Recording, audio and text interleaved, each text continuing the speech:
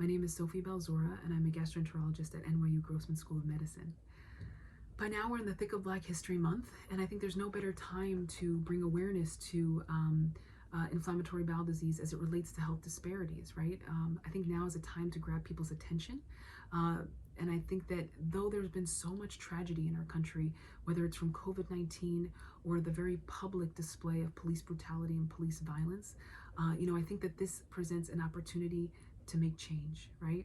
I think that now people are truly acknowledging what so many have been saying for so long, that racism is absolutely a public health crisis. And that can manifest in small and big ways.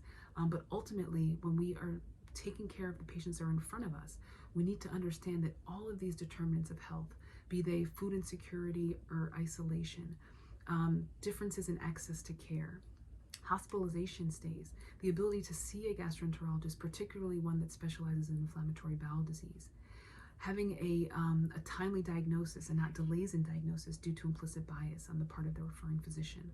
All of these things are things that we've seen patients with inflammatory bowel disease experience who are, who do self-identify as Black or African American.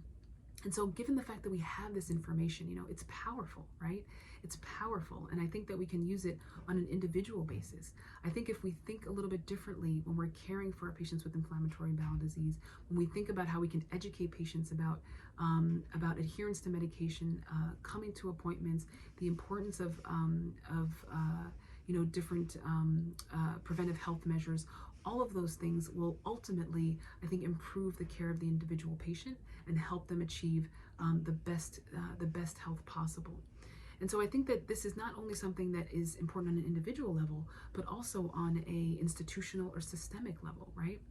And so organizations like the Crohn's and Colitis Foundation, who do pay attention to these types of disparities and are trying to address them, similar to other gastrointestinal organizations, is vital. I'll say that, personally, myself and my colleagues have founded the Association of Black Gastroenterologists and Hepatologists to do just that, focusing on Black community health and trying to uplift their health by focusing on these disparities in digestive conditions is truly important. So as important as it is to work on things individually, when we work together, I think we will have the greatest success.